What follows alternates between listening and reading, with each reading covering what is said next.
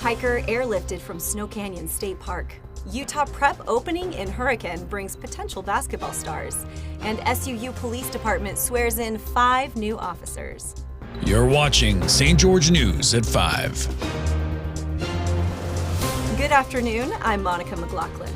A man was airlifted from Snow Canyon State Park after overheating and running out of water during a hike, with the rescue facilitated by a Utah Department of Public Safety helicopter due to high temperatures and difficult terrain. We'll go to Alicia Lundgren for the details. Shortly before 6 p.m. Sunday evening, a hiker near Snow Canyon State Park's Johnson Canyon Trailhead became overheated while off-trail and low on water.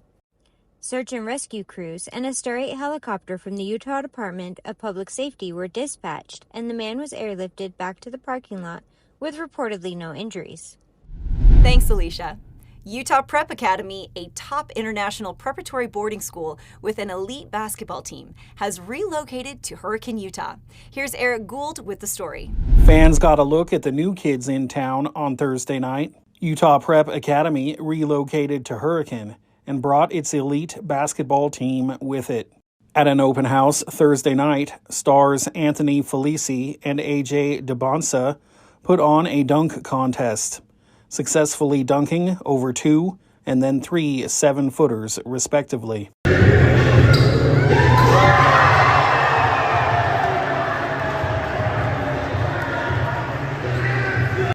JJ Mandequint told St. George News what he and fellow Team USA player DeBonsa hope to bring to Utah Prep. Thanks, Eric. Southern Utah University Police Department nearly doubled its force by swearing in 5 new officers last week, increasing its staff from 5 to 9. We'll go to Jeff Richards for more on this story. Southern Utah University Police Department has nearly doubled in size with the addition of 5 new officers. Police Chief Carlos Medina conducted the swearing-in ceremony on July 25th. And we want to help by supporting the students as well. Yeah, we're not teaching in the class, but we are helping them out on the field. We're helping them when in their time of need. We're helping them when they make mistakes. We are here to help educate.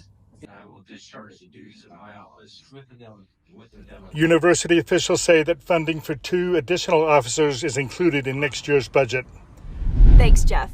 Southern Utah filmmaker Caleb Hatton has been selected for a prestigious accelerator program led by renowned filmmaker Werner Herzog, where he will be mentored and collaborate on a short film project in northeastern Africa this autumn.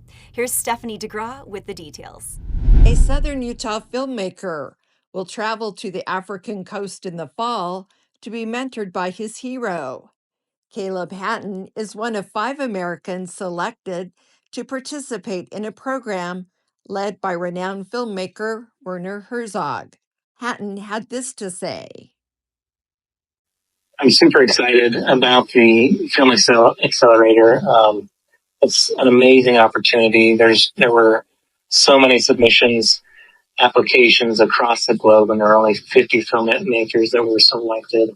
And I feel very blessed to have been selected, and Werner Herzog, who's leading the workshop, has always been such a hero of mine. His way of creating films. He's a very much an independent filmmaker. Hatton is one of 50 filmmakers chosen to participate. Thanks, Stephanie. The iconic fiberglass cow that graced the roof of Cedar City's Top Spot Drive-In for decades was removed for the final time on Wednesday, marking the end of an era. We'll go back to Jeff Richards for more on the removal of this local landmark. The iconic fiberglass cow that stood on the roof of Top Spot Drive-In in Cedar City for more than 60 years was taken down for the last time on July 31st. Craig and Ann Barton, longtime owners of the restaurant, said the cow was a favorite target of pranksters. The cow has been stolen off the roof dozens of times. We found it at the livestock auction once, the cemetery once. It's been in St. George. St. George, the horse down on Dick's Cafe down there, it got swapped for that once. People, one time someone called us and said, we're either going to steal the cow or you're going to take it down for us because we're going to have it at our class reunion. We had somebody ask us if they could have it for their wedding. As members of the Barton family looked on, the historical bovine was unbolted and lowered from the roof. Two of the Barton's grandchildren, Mason and Maddie, climbed astride for one last photo op. The relic's final destination is yet to be determined, but Ann Barton promised he will be given a good home.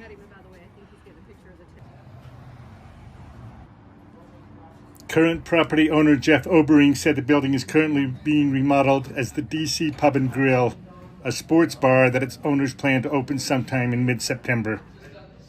Thank you for watching St. George News at 5. I'm Monica McLaughlin with St. George News, your #1 source for local news. This has been St. George News at 5.